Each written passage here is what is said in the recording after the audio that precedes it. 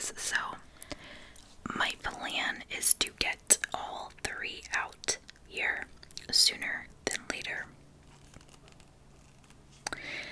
Today we are going to talk about Amy Fisher, better known as the Long Island Lolita from 1992. Before we jump into this case, let's get our housekeeping out of the way. First, you will find a pinned comment with 3 cases down below that I find interesting, but I need your help to vote because this channel is nothing without you guys, so it's important to me to know what interests you, so please take a look at the list and comment with your vote. Second, if you are not already subscribed here, I would greatly appreciate if you considered doing so. And then third and final housekeeping, hidden gems. You guys, I'm so excited that you guys are actually into this idea, and so far you guys have been really commenting on other videos, so in my videos I will call out a hidden gem. It could be a fact about the case, it could be a fact about me, it could be really anything, but I will call it out and say this is the hidden gem. When you hear me say that, comment the hidden gem down below. Once we get enough comments of people saying what the hidden gem was, I will make a note, and the following month you will get an extra video from me. Deal? Deal. Alright, so let's talk about the Long Island Lolita Amy Fisher. So, on May 19th of 1992,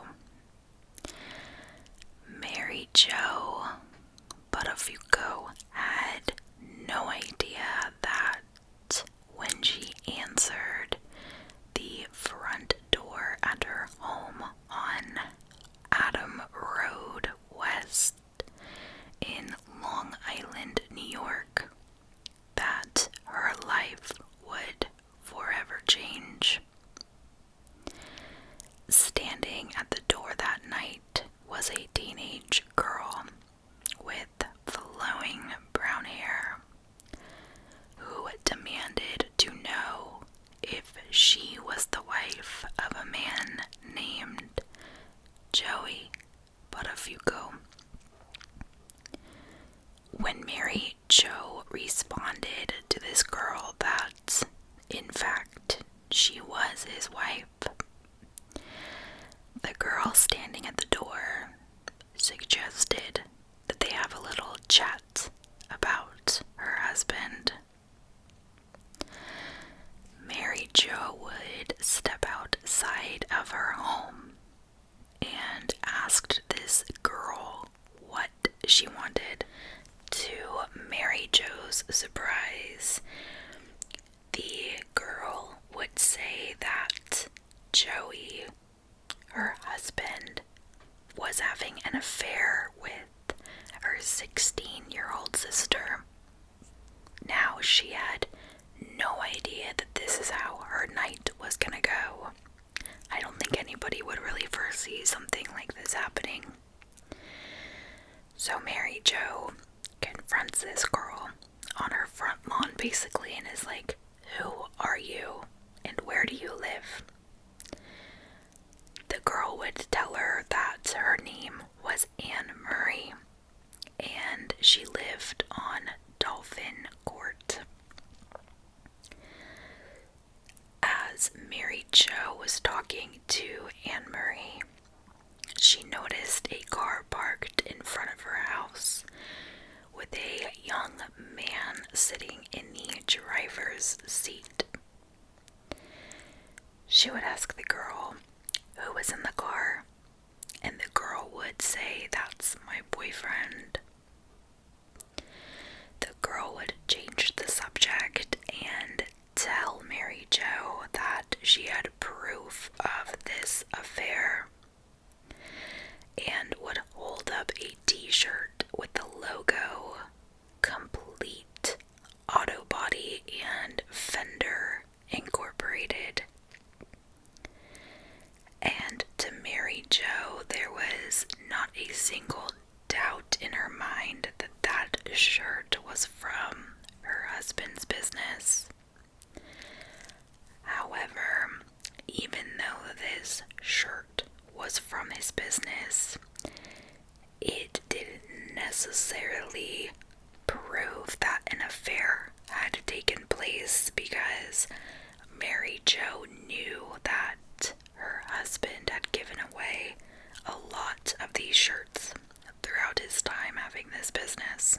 Now, as you can imagine, Mary Jo is extremely angered by this girl's accusations and coming up to her house and intruding and bringing all of this drama to her home, right? So Mary Jo decides to end the conversation at this point. She would demand that the girl get off of her property, and Mary Jo would turn her back to head back into the house to call her husband Joey, most likely to try and figure out like what the hell was going on and what is it that she was missing. But it didn't quite work out the way she had planned. As she turned around, this girl would whip out a 25 caliber semi-automatic pistol from her pocket and would strike Mary Jo in the head.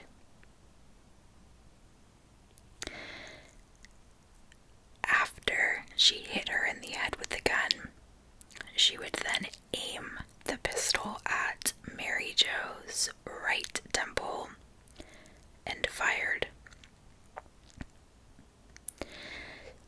The girl then dropped the shirt she was carrying as well as the gun and ran off toward the car that had been waiting for her with the young man. The young man that had been waiting for her watched this whole thing unfold and yelled at her that she needed to go back and grab the shirt and the gun that she had dropped. And so this girl runs back up to the house to recover these items and then raced back to the car, and the two would take off driving away.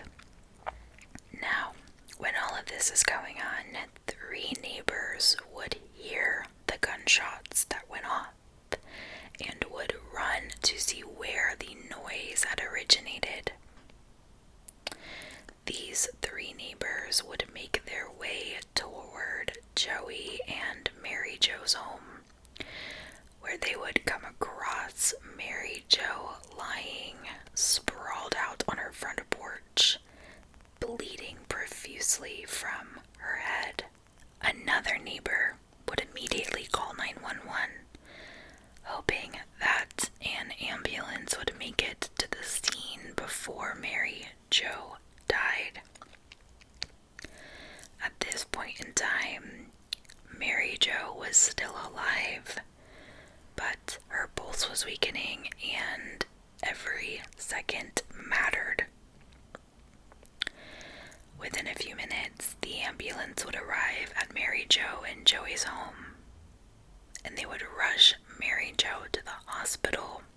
When Mary Jo was at the hospital, police were trying to locate where Joey was, in the midst of doctors getting ready to perform surgery on Mary Jo, hoping to save her life.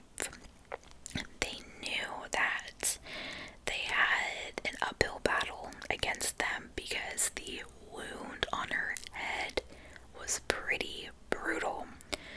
Police would remain at the scene to determine what had actually transpired at the home, because it's not quite common for some woman just to get shot up on her front porch like that. There was no sign of robbery, which is kind of like an initial suspicion or idea, right, towards a motive of something like this. But there was no proof or really anything pointing toward that being a motive here. It seemed unlikely to them that this was like a mafia hit of some sorts, because Mary Jo was just a Long Island housewife. What the police did not know at the time was that the shooter was a 17-year-old girl named Amy Fisher. She was not this fictitious sister, Anne Marie, that she claimed to be. This was Amy Fisher, the Long Island Lolita, or the lethal Lolita. The police did not know at the time that the woman that shot Mary Jo was actually the alleged lover of Joey. News of this shooting and the suspected love triangle would spread across the United States like wildfire. Now, there was a flurry of fact and fiction both, but what did remain was the true story of what happened, and what had been happening was just waiting to be exposed. And it was actually more complex than initially realized. It was a story that would shock the world and eventually shift the perceptions of Amy Fisher as a ruthless, young, brutal murderer to a victim herself. So, who is Amy Fisher? On August 21st of 1974, Amy Elizabeth Fisher was born to Roseanne and Elliot Fisher of Long Island. She was the only child of this couple. It seems as though Amy's childhood was far from normal or picturesque, and to many has been considered traumatic. From early on, there appeared to be signs of distress within the family, and it was suggested that Amy and her father had a troublesome relationship, to the point that she would actually purposefully avoid her dad throughout her youth because he scared her. This dynamic with her dad would go on to affect her pretty significantly emotionally, and would eventually influence the way she interacted with men in her teenage years. On the flip side, however, Amy had a close and loving relationship with her mother while she was growing up. She would have an intimate bond with her maternal aunts and grandmother, and she spent a lot of time with them as a child. The relationships with these women in her family were very much a source of strength and support for her when she really battled with these problems with her father. As a young child, Amy alleged that a family member sexually abused her repeatedly, and she would experience another traumatic event around the age of 13 when a contractor that the family had hired to do some repairs around the house raped her in her own bed. Now, these traumatic events would profoundly impact Amy's life. How could they not? This would really make her grow up fast emotionally and robbed her of her innocence and childhood. She would resort to different coping mechanisms, essentially, that would allow her to numb her emotions or block out anything negative she was feeling in an attempt to deal with the pain that had been inflicted on her. And it was basically all she could do to survive and move past, or not even past, but live with this emotional trauma and pain from things that should have never happened to her. Fortunately, during her school years, Amy did make quite a few female acquaintances and would also form many close relationships with girls at her school. She would have her fair share of, teenage romantic relationships in her mid-teen years, one of which resulted in a pregnancy that would end up in a termination. She cared for the young men that she dated in the realm of what a teenage relationship can be, but none of them would compare to the man that she would meet in the summer of 1991. One day in late May, while trying to get her car out of her garage at her house, Amy would accidentally steer the vehicle too close to the garage wall and dislodged the side view mirror. She was very concerned of what her father's reaction would be, so she rushed to take the car to a local auto body shop, hoping to have the damage assessed and repaired before he had any idea of what had transpired. Shortly after her arrival at Complete Auto Body and Fender Incorporated in the town of Baldwin, she discovered that the repairs would be significantly more than she could afford. Amy was really upset about this and would explain her predicament to Joey, the owner of the shop.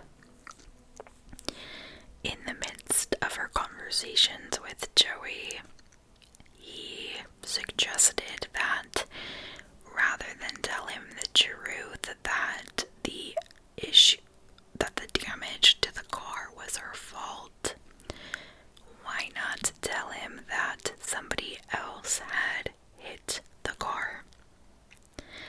So Amy would take Joey's advice and told her father that somebody had sideswiped her car. The next day, she and her father would go back to Complete Auto Body and Fender Incorporated to discuss how much it would cost to repair the vehicle. Amy would yet again meet Joey, and she felt very impressed and taken by how Joey interacted with her father and his overall very charming disposition. Over the next couple of months, Amy would return often to the auto body shop for repair work to the mirror on her car. And as is no surprise to you, I'm sure at this point, during her many visits to the shop, Amy would begin to develop a romantic interest in 35-year-old Joey. Following the repair work on her mirror, Amy would decide to have a stereo system installed in her car. When the work was being done on her car to have this installed on July 2nd of 1991, Joey would offer to drive her home in his car. When he would pull up to Amy's house, he would make physical advances towards her,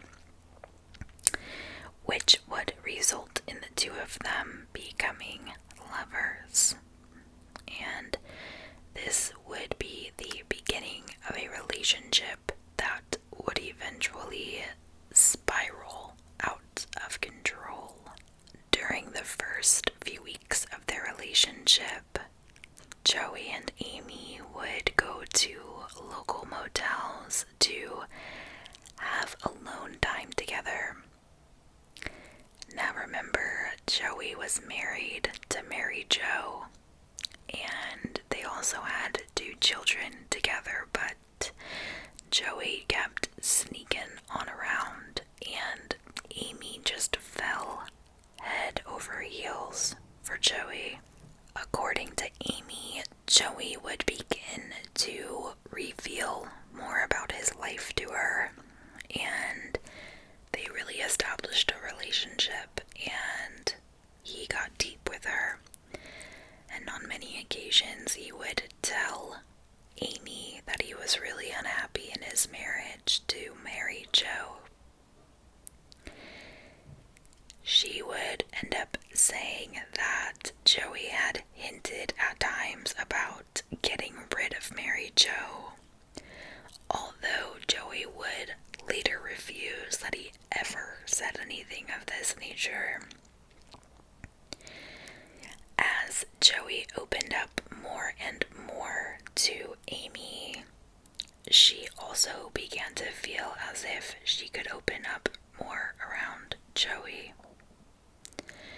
She would reveal parts of herself to him that she never had with anyone else at the time. And remember, Amy is a very vulnerable teenage girl. Well, she's a girl, she's 17 years old, but she's almost a young adult, right? And we know she has a strained relationship with her father, so it's not too surprising that she has such a strong infatuation and unhealthy relationship with this man, Joey. Amy felt as though in many ways their lives paralleled each other, and their similarities is what drew them closer to one another. 2 weeks into Amy and Joey's affair, Amy ends up breaking out in a rash. So Amy would have to make a trip to the gynecologist to check out what was going on, and it was determined that Amy had developed herpes. Now, there was little doubt as to where Amy contracted this viral disease from. And because of her symptoms and things that were going on, unfortunately, Amy was forced to tell her parents about this, which is really unfortunate, if you ask me, because I don't think anybody should be forced to tell their parent something like that. But she would deny up and down that Joey gave her this sexually transmitted disease. The reason for this is because she was so afraid that if she told her parents that she was sleeping with a 35-year-old man, that they would charge him with statutory rape, and she did not want anything or anybody getting in the way of her seeing this man she loved so much. In August of 1991, Amy would begin a new job at Jean Country, which was a clothing store in a nearby mall, and she was like a sales associate. While she was working there, she befriended several other girls, and there was one in particular by the name of Jane, who would become her closest confidant, to whom she would reveal many intimate aspects of her relationship with Joey. But about 1 month or so after getting this job there, she would actually be fired. Amy was desperate for money at this time because she had recently just bought a new car and needed to make the payments on it. So she realized that she needed to find a way to make money fast. And it was during that time that Joey supposedly suggested that she become an escort with a service named ABBA Escorts. And that's exactly what she did. And maybe a month later, Amy was making a substantial amount of money in her new job. And she wasn't just an escort, she was dabbling in prostitution. Amy did not like this work in particular because she really just wanted to have intimate relations with Joey, but the money paid her so well, she needed this to pay off her car. She would continue on with her relationship with Joey, but it was heading down an out of control path. Amy's education would start to suffer because, remember, she is still in high school, and the friendships she had began to fall apart. She would distance herself from her closest family members and became increasingly dependent on Joey, which is not healthy and kind of a telltale sign that something is going wrong in a relationship. It was described that Amy's feelings for him were becoming obsessive. And for the first time in their relationship, Mary Jo officially posed a threat to Amy because she was what stood in the way of Amy having Joey all to herself. By November of 1991, Amy would decide that she needed to confront Joey with an ultimatum. He had to choose between her and his wife. When she presented this to Joey, he chose his wife and his kids. Amy did not imagine that this was going to be his answer. She really thought that he was going to choose her and they were going to live happily ever after. And I'm not saying that in a judgmental way. That's just the truth. And it really makes me sad for Amy because it goes to show that this 17-year-old young woman was very vulnerable and absolutely being taken advantage of by an older man. So she was so heartbroken by what Joey decided, and so she decided to end their relationship. Now, very tragically, Amy would ultimately try committing suicide because she could not come to terms with the way her relationship had gone. Unfortunately, Amy was not successful in her attempt to kill herself.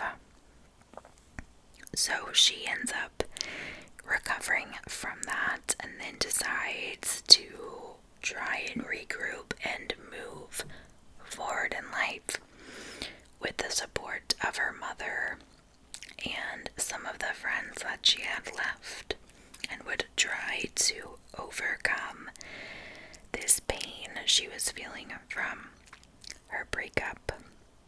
But it really wasn't easy, and for anybody that's gone through a real breakup, they are hard, they hurt, they suck, and in the moment, sometimes it feels like your world is falling apart. And again, Amy was so vulnerable and she was young. It doesn't surprise me that this was such a tremendous blow for her. Even though she and Joey had broken up, the feelings she had for him didn't just vanish. And neither did the jealousy she felt towards Mary Jo. There was one time in particular that she actually became so curious about Mary Jo that she would pose as a girl selling candy door to door at this couple's house, at Joey and Mary Jo's house, just to get a glimpse of what she looked like. So clearly Amy was crossing lines and boundaries and really did not have a grip on the situation. By the time that January of 1992 came around, Joey and Amy would have gotten back together. At the same time, Amy was also having a relationship with another man by the name of Paul Haleigh, who was the co-owner of a gym called Future Physique. Now, when Amy was working for the escort company, Joey was not fazed by this at all, because he looked at it as a way for her to make money. It was a business transaction. Her selling her body wasn't a threat to him. But when she started dating Paul, he was hurt and jealous by this relationship. In order to keep Joey from escalating the situation, Amy would decide to downplay her interest in Paul. She still very much felt in love with Joey and really had no intention of jeopardizing the relationship the two of them had. And she still very much held on to the fact that Mary Jo was a threat, and she was a threat that needed to be eliminated. On May 13th of 1992, Amy would go to the Quintessential Look, which was a salon where her friend Jane worked. And Jane was a friend that she had met at that, jean country store. She went to Jane hoping that she could help her achieve a new look by coloring and styling her hair. And while Jane was doing her hair, the two girls would have a conversation that would completely change the trajectory of Amy's life. Jane would complain that her boyfriend was cheating on her with another girl. Amy would state in a book that she would write later on that Jane had threatened to get a gun and blow this girl's head off if she didn't leave her boyfriend alone. Now, it's suspected that Jane wasn't serious about taking this course of action, and it was more just speaking figuratively, but it stuck with Amy. and it gave her an idea. Amy would proceed to ask Jane if she knew where she could get a gun because she wanted to finally get rid of Joey's wife for good. Jane would mention a man that went by the name of PDG might be able to help. And this would be the beginning of a plan that would yield disastrous consequences. That night, Amy would allege that she told Joey about her plan to kill Mary Jo. It is also alleged that when Amy told Joey of her plan, that he actually assisted Amy by telling her how to carry this plan through. But Joey would never substantiate these claims. According to Amy, Joey would tell her, when Mary Jo answers the door, don't even wait for her to open the screen door. Just shoot and keep shooting. But again, Joey would claim that he never instructed Amy on how to murder his wife, and that she was simply lying. On May 15th of 1992, Joey would contact Amy on her pager, and Amy would say that Joey had reached out to her to see if she was able to obtain a gun, which at the time she had not yet received. Amy would also claim that Joey asked whether she received money from Paul that he allegedly owed her. Joey was adamant at this point that Amy end her relationship with Paul once and for all, and that they be done. And Amy would assure Joey that she and Paul were no longer seeing one another. 2 days later, Amy would steal some license plates that she would use on the day of the murder. According to Amy, she and PDG would put the stolen license plates on his Thunderbird and would drive to the Budafuku residence shortly before 11:30 a.m. According to Amy's accounts, during the ride to their house, Petey would hand her a 25 caliber semi-automatic gun from the glove compartment in his Thunderbird. Amy had initially expected that he would be the one to carry out the shooting. However, Amy would go on to claim that he refused, and that forced her to follow through with this plan by herself. Eventually, Amy would go up to the house and confront Mary Jo, as we know. And after almost 15 minutes of conversation, Amy would summon up the nerve to shoot Mary Jo. Now, Amy's intention that night was to shoot and kill Mary Jo. But as we talked about earlier, Mary Jo is rushed to a hospital while they are trying to find Joey and figure out who is responsible.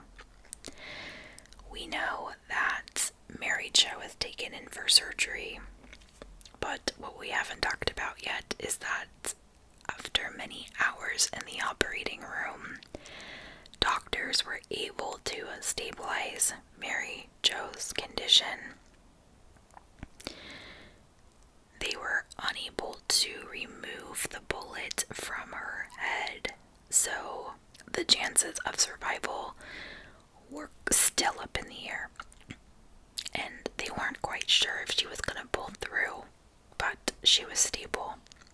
Finally, during this operation, while all of that's going on, police find Joey and detectives interview him. They want to understand how such a senseless crime could have occurred and wanted to know who had it out for his wife. They wanted leads that could help them identify the shooter. Obviously so, this is their job, and they were hot on the case. Like, they jumped on this immediately because at that point in time, they had no clue who this was, and the killer was at large.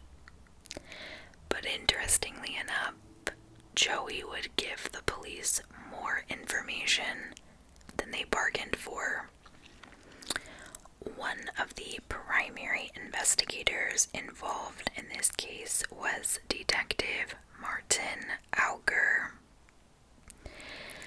He learned from an officer who had questioned Joey earlier that there were two people that he knew who could have been involved in the shooting. One was Paul McAlee, Amy's other boyfriend of sorts, and the other was his girlfriend, Amy. Detective Auger would further question Joey about these two possible suspects, and Joey would state that Paul's girlfriend was also a friend of his. He would suggest to detectives that Paul had been involved in drugs and that his girlfriend had given him some money to pay off a debt. Joey told detectives that he told Amy that loaning Paul the money was a mistake, and so Joey suggested that Paul found out about his advice to Amy and then wanted vengeance. So this is the story that he comes up with. Detective Auger didn't really believe this story, but it was all he had to go on. So he kind of went with it for a second, but on May 20th, Mary Jo would regain consciousness, and that turned the tables. When Mary Jo came through and was stable enough to speak to detectives, Detective Auger would rush immediately to see her in the hospital. When he arrived, it seemed that she would recover from the shooting, and it was really important to the investigation process to see if she was able to remember anything that had transpired the night of her shooting. And of course, if she did remember something, it would significantly help out their case. During Detective Auger's time with her, Mary Jo would reveal that the shooter was in fact a teenage girl, and she described her to have brown hair and said her name was Anne Marie, who lived on Dolphin Court, because remember, this is the information that Amy had given her that night. She would also tell Detective Auger that there had been a young man in a maroon car that night, and that this girl claimed that he was her boyfriend.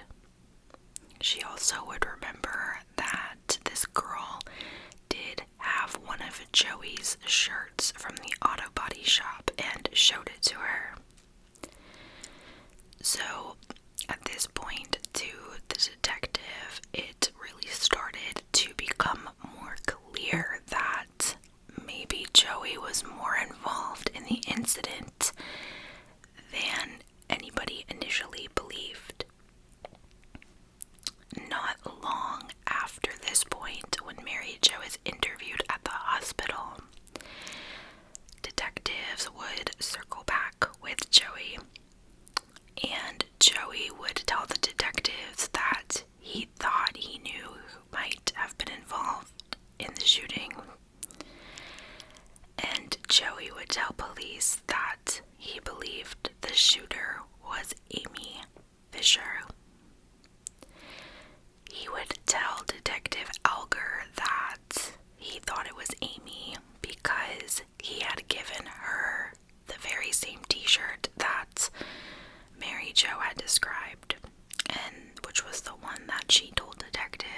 she saw at the time of the shooting.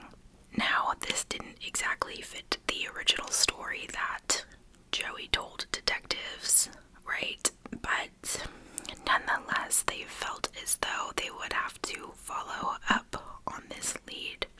Detective Alger would do some research and was able to track down who Amy Fisher was and got a photo of her and would take it directly to Mary Jo. And Mary Jo would look at the photo and almost immediately identify that that was the girl who had tried to kill her just days before.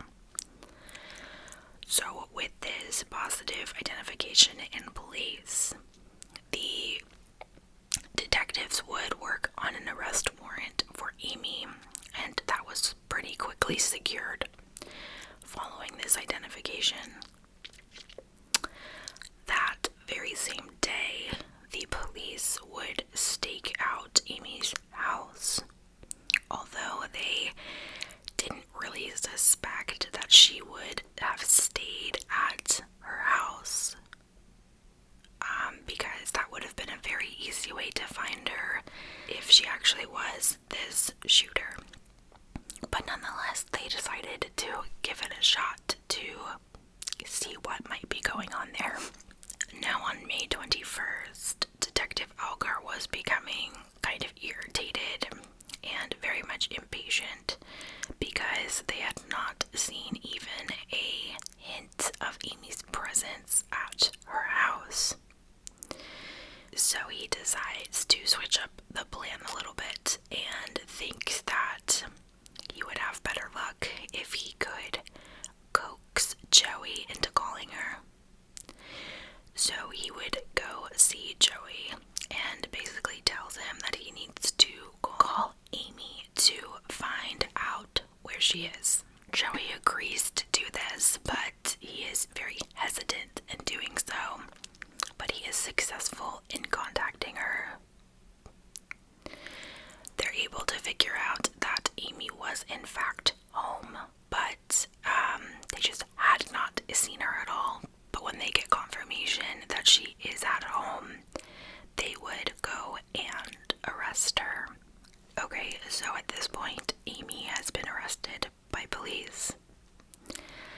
And Amy would learn that the reason police were able to confirm that she was at home was because of Joey, and he was responsible for her being captured, essentially, even though she actually had difficulty believing that this was fully true.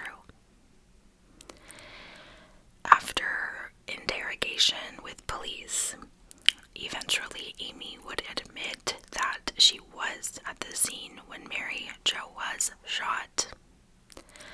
But she would claim that this shooting was actually an accident and that the gun inadvertently went off and that the bullet had managed to hit Mary Jo in the head.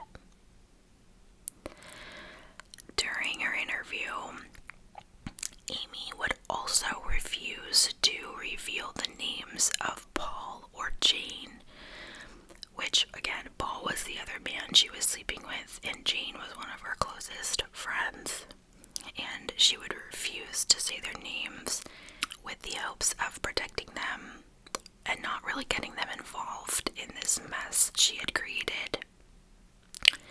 So she would falsely declare that Joey had given her the gun used to shoot Mary Jo. And she would also tell police that she and Joey were having an affair. So, this is all kind of a whirlwind, right? Investigators would be extremely confused by parts of Amy's testimony. Her stories would change pretty consistently, and they had difficulty telling what was true, what was exaggerated, or what was just fiction. And police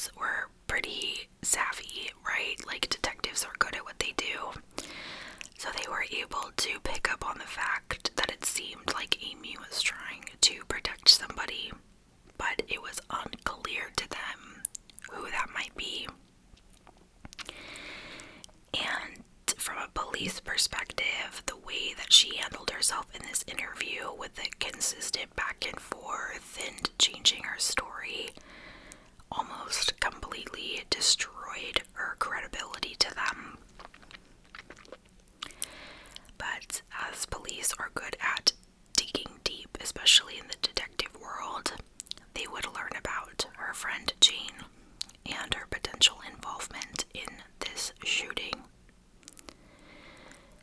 Jane's mother was very quick to protect her daughter and got her a lawyer as soon as police confronted her about what happened. And Jane would completely escape any charges because there was simply no proof that Jane was ever involved. And I know that Jane kind of put this idea in her head when she was getting her hair done, but she never explicitly said, like, oh, you should go kill her. So I think that's pretty reasonable that she wasn't charged with anything. So when Jane was a bust, they would also try to go after Paul. They suspected that he was involved in the plot to kill Mary Jo and may have been the one that was driving the car on the day of the shooting. However, when a neighbor of Joey and Mary's claimed that Paul was not the person who she had seen waiting in the car, he was quickly removed from the suspect list. The police were very much eager to know if Joey was actually linked with the shooting, why Amy went after Mary Jo, and who was the person driving the Thunderbird, which was Amy's escape car. So there were still many questions unanswered. On May 22nd, investigators would interview Joey at the police station. Their main focus of this interrogation or interview would be to really just determine whether he had actually given the gun to Amy, as she had told police in her story, or if she was simply lying. When police confronted him with this question, Joey would adamantly deny that he provided her with a weapon. And Joey knew that the police had no evidence connecting him directly with this crime. But he also realized that given all of the publicity that this case was generating, it would be difficult to keep his name out of the press, and more than likely it would come to light that he was having an affair with Amy. And while Joey is coming to this realization, police were already gathering their evidence. They had gone to the motels where it was reported that Amy and Joey had gone. They were getting the receipts for these motels and collecting eyewitness accounts that the two had been seen together. Now, I believe I mentioned this early in the video. The tabloids and talk shows would pick up this story and just treat it like a sensational news story. Plastered on the front page of many of the magazines were headlines like Fatal Attraction and Long Island Lolita. So, let's get into our hidden gem, friends. The hidden gem of this video is that the media hysteria and all the tabloids would coin the term Long Island Lolita for Miss Amy Fisher. So a bunch of talk show hosts would also want to have anybody that had ever been connected to Amy, Joey, or Mary Jo on their shows to talk about what had happened or if they could get any insight into this case. The media would track down Amy's ex-boyfriends, any friends that she had, and acquaintances, as well as some of her former clients from her days as a prostitute. Unfortunately, they were able to connect clients, in particular by the name of Peter DeRosa, and he had actually sold a sex tape that he made of himself and Amy, and he sold this to a tabloid news program called A Current Affair. And this really also kind of just destroyed Amy's image and was so damaging to how the way the public perceived her in this case, because it depicted her as a sex maniac, essentially, is how it was described in the research. So that's kind of unfortunate. On May 29th, a grand jury would indict Amy for attempted murder in the second degree, criminal use of a firearm in the first degree, armed felony, assault, and other charges. Amy would plead not guilty to the indictment, and her bail hearing was scheduled for later that week at Nassau County Criminal Court. So the night before her bail hearing, somehow parts of the sex tape were aired on national television. I don't even know how that's even possible. So I don't know if it's actually parts of the tape itself or just the fact that a sex tape was made. But it was kind of unclear in what I've read. But nonetheless, it became national news that there was a sex tape scandal, essentially. And Amy's lawyer knew that this tape was going to be exceptionally problematic for her case. From a lawyer's perspective, her image and credibility had been harmed almost beyond repair, and he feared that this tape would be used against her in court. On June 2nd, Judge Marvin Goodman would be the presiding judge over Amy's bail hearing. During the court proceedings, Assistant District Attorney Fred Klein from the Nassau County District Attorney's Office argued that Amy was an uncontrollable, manipulative, violent, and extremely dangerous girl. He would also further emphasize her reckless behavior by bringing up the fact that she was a prostitute and that she stole clients from the escorting services to make money on the side. The assistant district attorney would suggest that Amy was a great risk to society and that she should be denied bail. However, he stated that if the bail had to be set at a number, that he suggested it be set at $2 million. So, by any standard, this was an enormous amount of money, and clearly something that Amy would not be able to obtain. So, her lawyer would vigorously object to this bail amount, but unfortunately for Amy, this plea was ignored, and the judge would agree to a $2 million bail. At the time, this was the highest bail amount in the history of Nassau County, Long Island, and Amy's lawyer was infuriated and determined to get the bail reduced to a more practical amount. He felt that there was little, if any, risk that Amy would flee, and he just felt like he needed to prove it somehow. But unfortunately, even at a second bail hearing, Amy's lawyer was not successful, and the bail would be set and capped at $2 million. So, meanwhile, while all of this is going on for Amy, Joey remained free. He was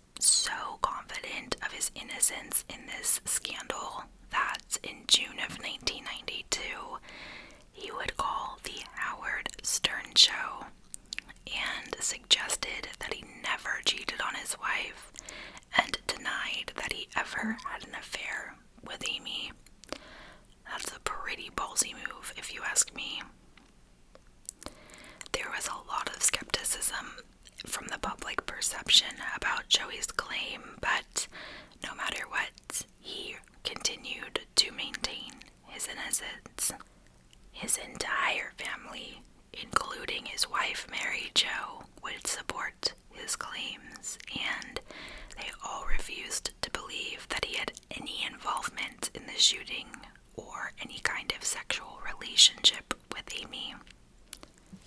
To a lot of people's surprise, after about 2 months spent in jail, Amy would actually finally be released on bail. They were able to successfully raise the $2 million through bail bonds needed for her temporary release. And KLM Productions would also help raise the money for her bail in exchange for the rights to Amy's story. And this was an unconventional move, but it got her out of jail on bail. So about a week after Amy's released, Mary Jo would file a lawsuit against Amy, her parents, and PDG, who ultimately had gotten involved in the interviews and police had tracked him down, and he had admitted that he had supplied the gun to Amy to use in the shooting. The police would find the gun that was in a sewer nearby Amy's house and were happy because they finally had this important evidence.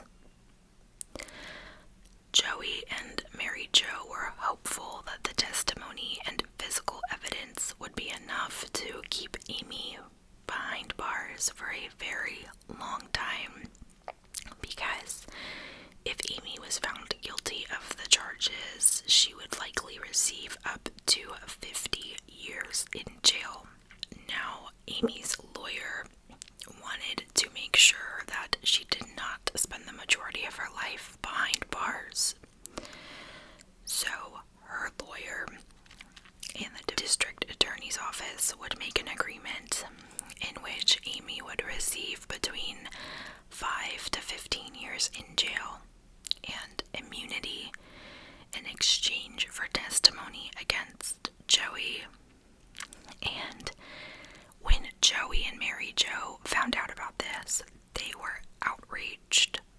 But nonetheless, Amy accepted this plea bargain in late September of 1992.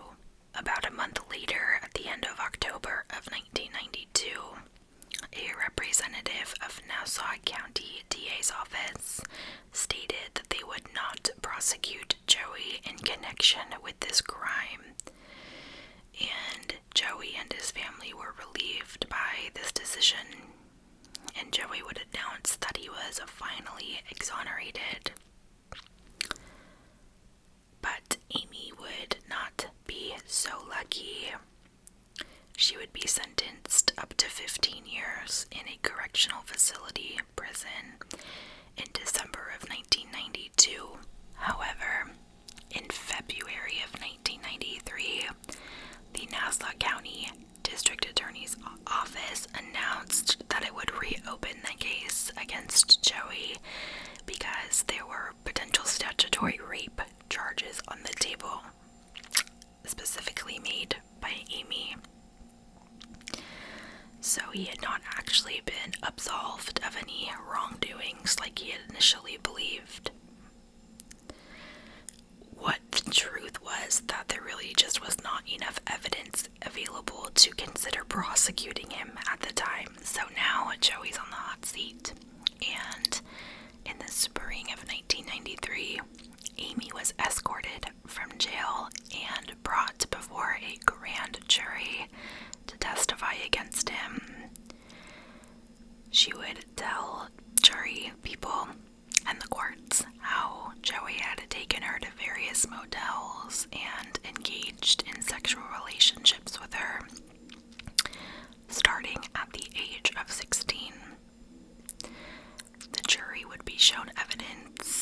was receipts from the hotels that further supported Amy's testimony. Mary Jo would also give testimony before the grand jury, but on behalf of her husband, and essentially accused Amy of lying, and repeatedly claimed that her husband did not have any sexual relationships outside of their marriage. But despite her pleas, Joey would be indicted on felony charges of rape and sodomy. He would also be charged with endangering the welfare of a minor. The district attorney's office was able to accumulate a significant amount of evidence against Joey. So much evidence, in fact, that it was actually highly unlikely that Joey would get out of this one.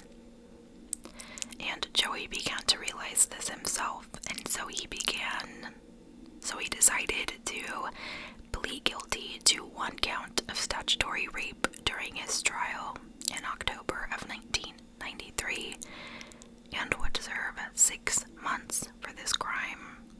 In the spring of 2003, so almost 10 years later, after 26 years of marriage, Joey and Mary Jo got divorced.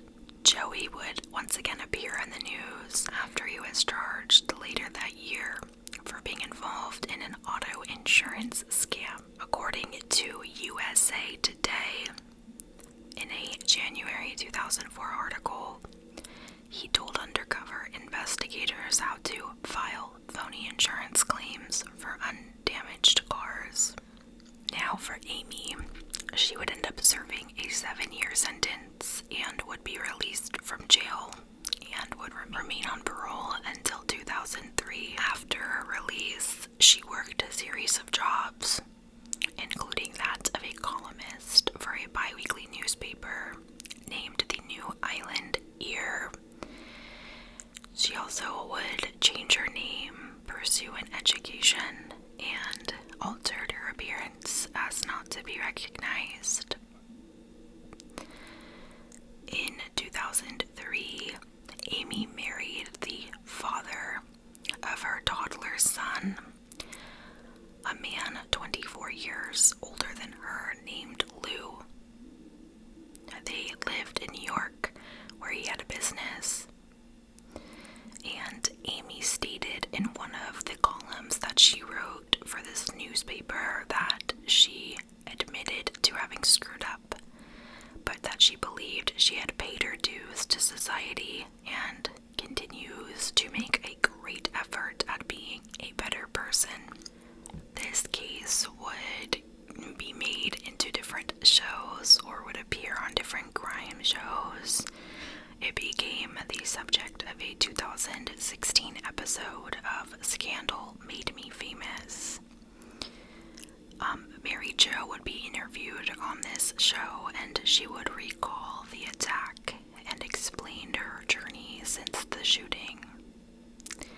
In 2010, Mary Jo would release a book called Getting It Through My Thick Skull: Why I Stayed, What I Learned, and What Millions of People Involved with Sociopaths Need to Know. Mary Jo would suffer from partial paralysis on one side of her face and deafness in one ear.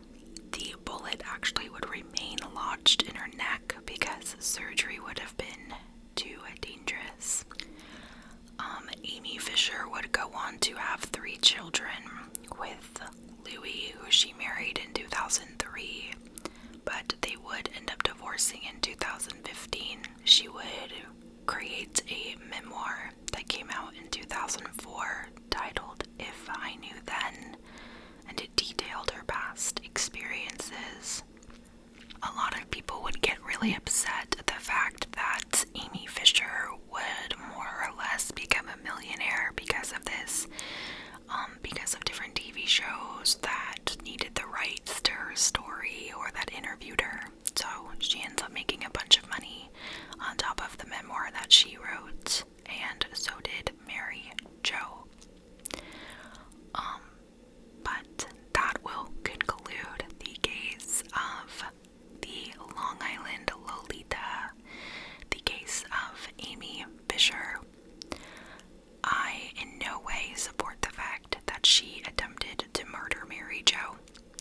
there's no excuse for that.